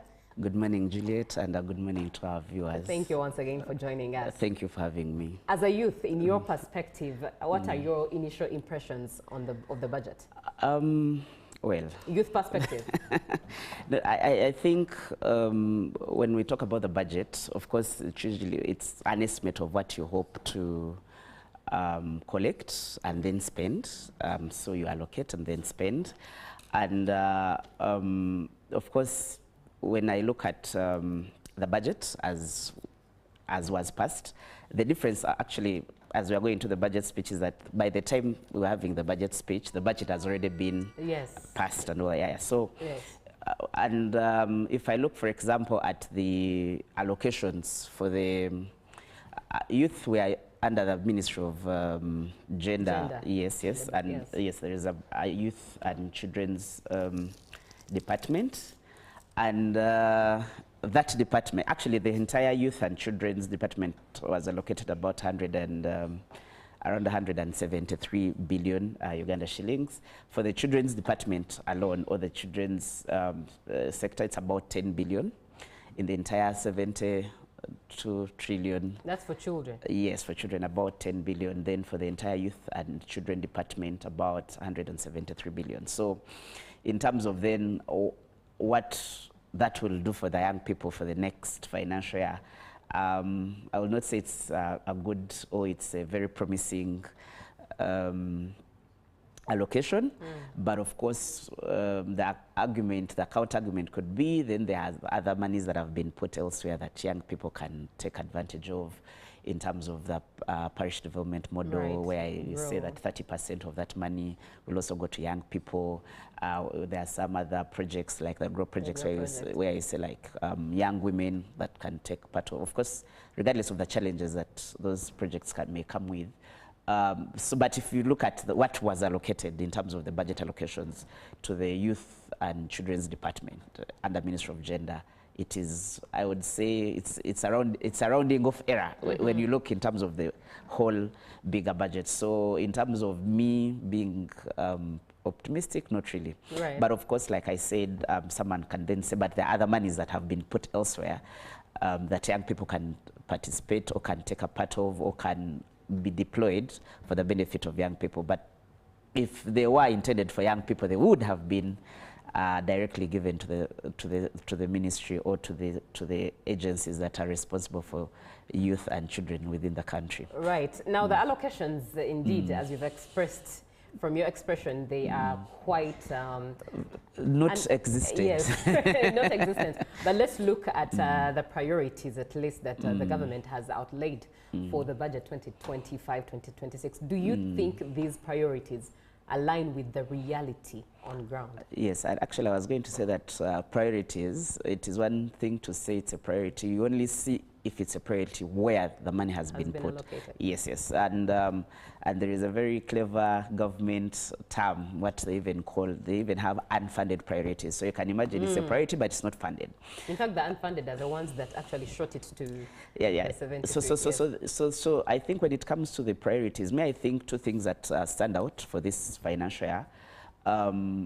When we're dealing with the tax bills, I think one commendable amendment was made to give startups a tax solid of about 3 years in terms of if you come and you start a business, and then in terms of what is expected of you when it comes to corporate income tax or to the corporate income tax, and then the other sort of taxes. There is agreement that as a young business, now of course the challenge is we don't differentiate which businesses get to benefit, because we have very many people that could take advantage of such an amendment or such a priority. But I think the thinking was that if we are encouraging young people to start businesses, if we're encouraging young people to invest and create jobs and all that, at least when it comes to tax compliance or when it comes to requirements around tax or contribution to tax, then we can give them some sort of a break for 3 years. And of course, we thought it could be more. We thought it could be 5 years. Within 3 years, well, you would not know whether you would have broken even or whether you would have gotten the benefit that you want to. But at least it's a start that, you know, you start and then, and of course, the other good thing or the other catch about that is that then you're expected to provide some bit of information to the tax authorities, right, what we would call third-party information. So on one hand, government saying, well, we'll give you a break in terms of you as a startup. I'm assuming that that startup is for a young person, but the law does not discriminate whether it's for a young person or for, but as we know that it's mainly young people that are trying to start businesses and benefit.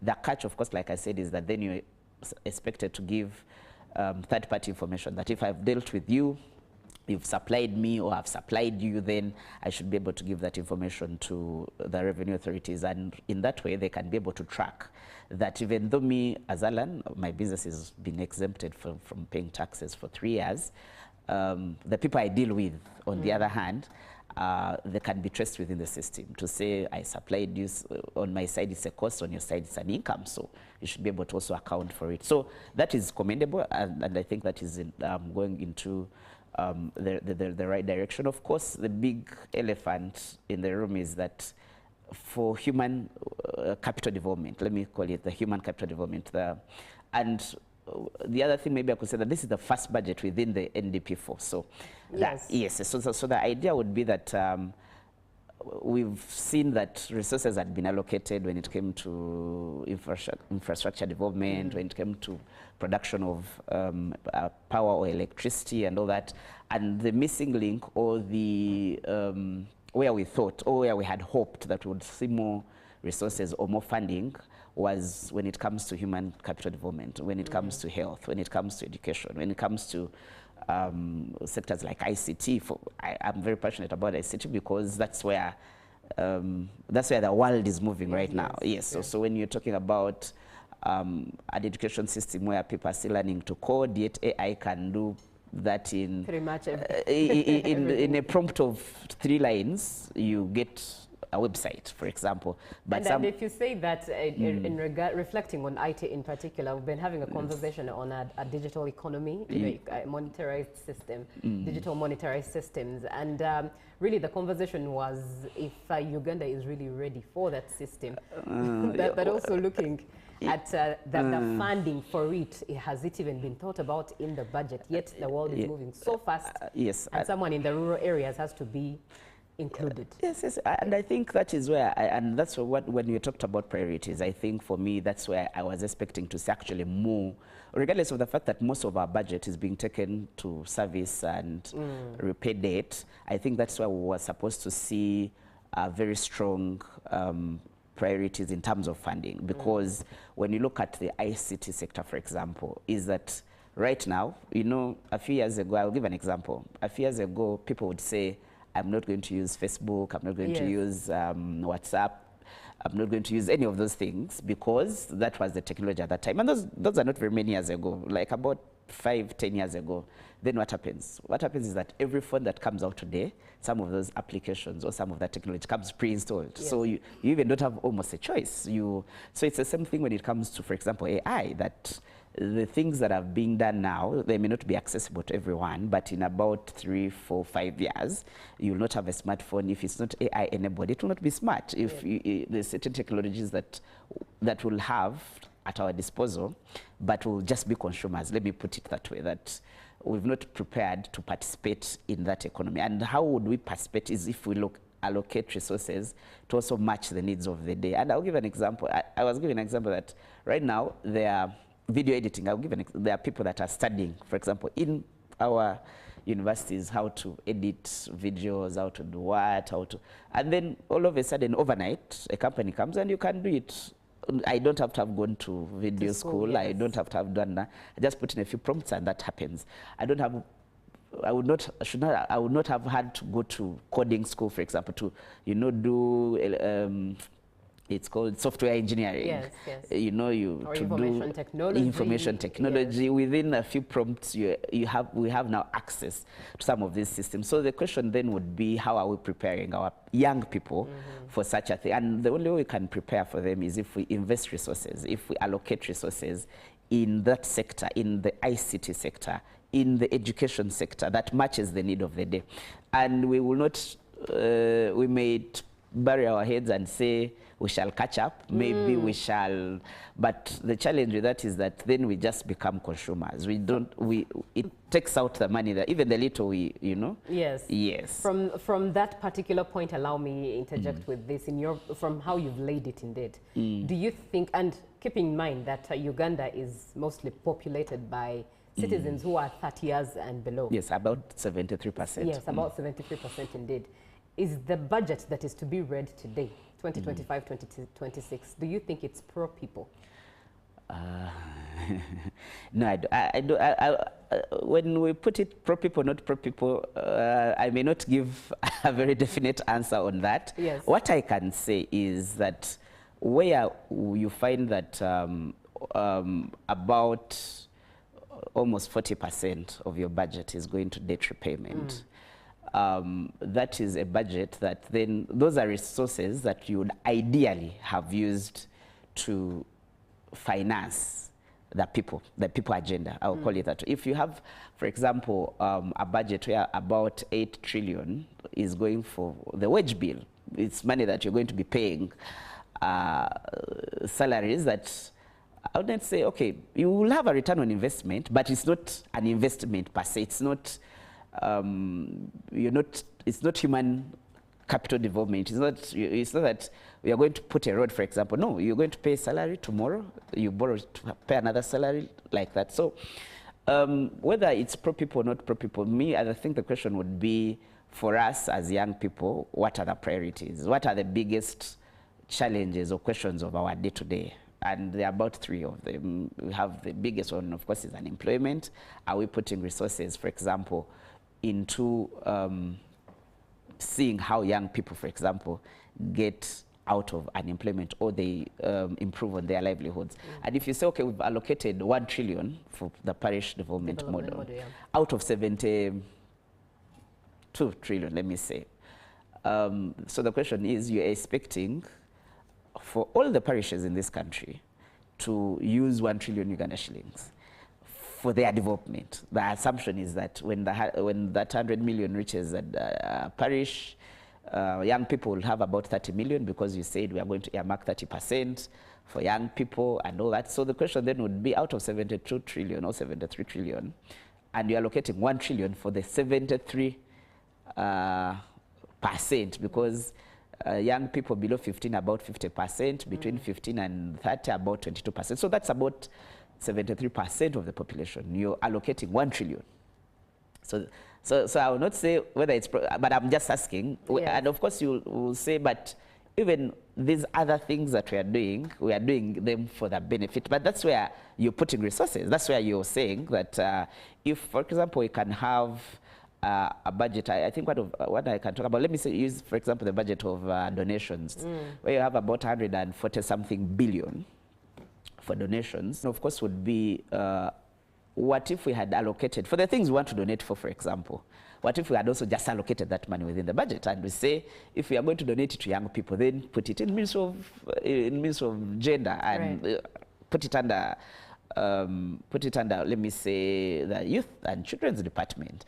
If you're saying we are going to donate to sports, there is a ministry responsible for that. If you, so me, the question, I think, to answer your question, not in direct terms, but it's where we are saying that this is money that is going to benefit directly the population of this country.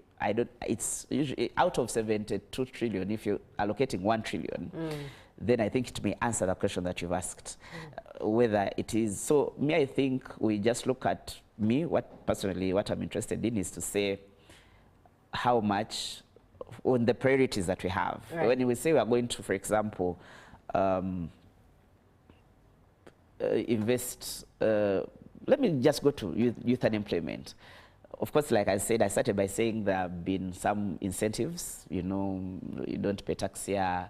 We've made a few things here and there. That is all commendable. But the question then would be, out of this whole budget, when it comes to addressing the issues that we want to address, are we seeing the resources there? The answer is no. And those are critical sectors that we've been talking about when we talk about ICT, when you talk about tourism, when you talk about education, when you talk about health. Those are sectors that we need to see, because when the being is fine and that environment is there, that enabling environment, then these other things usually sort themselves out. So then one would wonder, during the budget formulation process, yes, were the youth effectively consulted? Of course, because it looks like the budget was targeted to people who might not feed into it as effectively as they should. Of course, consultation can take very many forms. If I told you, you know, today come and maybe present like we are here, you can say, by the way, we had Alan on UBC, he said some few things we had, so I think we had the youth voice. Consultation could also mean we have a budget hearing and the budget committee come give your views. Consultation may also mean you're at the local government level and they call a meeting, they say we are planning for this, maybe town council, but the question then there is, if we give opinions, right, and the requirement, I think, is for us to be heard. It doesn't necessarily mean that whatever we say will be taken on. But this is, I think, a question of how are we prioritize. Again, we go back to the priorities, that as a young person, when we're talking about unemployment, when we're talking about immigration, mobility, of how do we, when you're having very many young people, for example, leaving the country to go and look for opportunities elsewhere, and even when they do that, they even send back, you know, a lot of resources in terms of remittances and all that. The question then would be, for a young person, when I'm looking at allocations to defense, Uganda has not been at war for a very long time. I will say this. Of course, there could be some security challenges outside of our borders, which may have implications within our borders, but relatively, I would say we've been a peaceful country. We've not been at war. We've not been fighting conventional, let me call them conventional wars or something. So the question would be then, in peaceful time, if we are spending so much money in what I would call peaceful time, in terms of defense, in terms of internal securities and all that, then what will happen if there's actual war? Would we have, so those are some of the questions that we would ask. But secondly is to say that for some of these things, especially when it comes to this financial year, because, you know, for example, this financial year is when we'll also have our elections. We usually end of January or February. Beginning of Feb. Yes, yes. So it means that even for certain processes, whether they were political processes, where you expect that young people may participate or what, this would have been the year to say, at least we pretend that we want to make young people happy. We say that, you know, given the politics of this financial year, at least we add in some of these programs, or at least we make them work, or at least we, but of course, like I said, you follow the money, you see where have you allocated most, and then for us, you get to know that, no, I don't think this is a budget that is going to work for young people. Right, 75% of Uganda's population is a young population and eligible to vote, at least about 22, you know, 18 years and above, up to 30 years. That means that they are able to vote and cast their votes, and clearly that's what Alan is speaking into. Now, there's a comment from Timothy that I'm trying to read, but as I get it, let me just look at accountability, especially as this conversation starts to come to its end.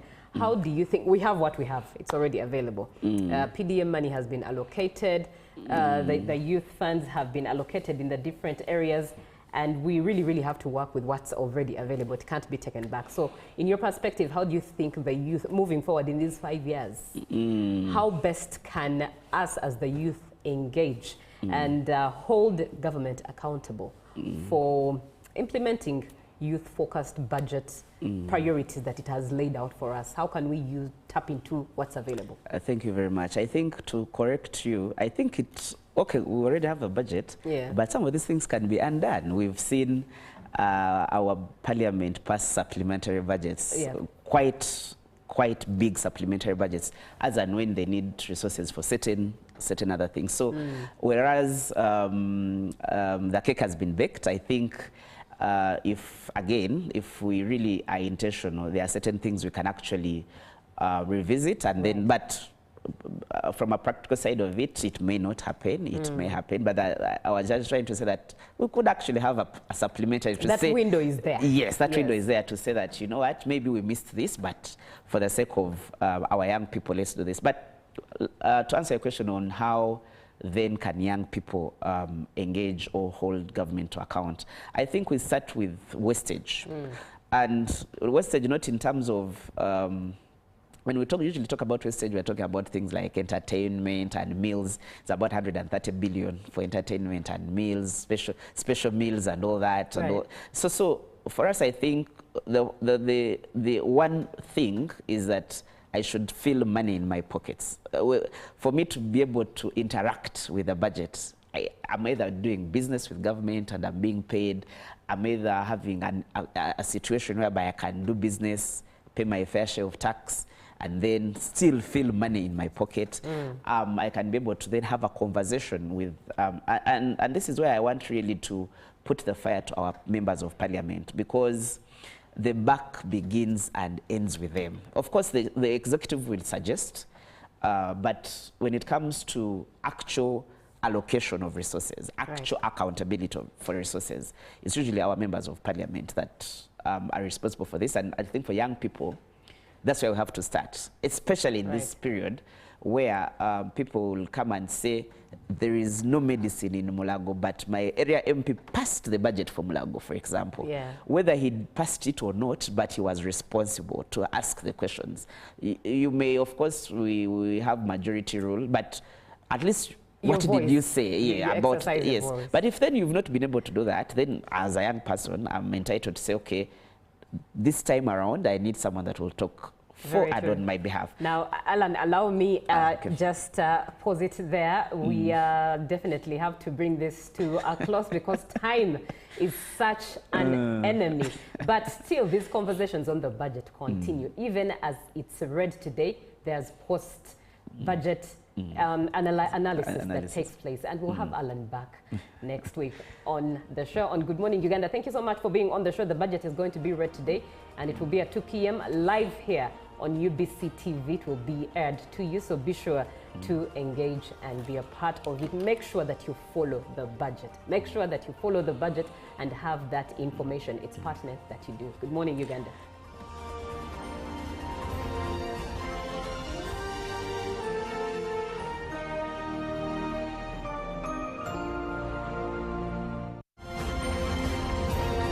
Live from UBC Studios in Kampala, this is Good Morning Uganda. Pick of the day on UBC. He expected me to die like within the first 2 years. Out of the blue, the child will get pains, especially in the wrists. And this happens commonly when children are starting to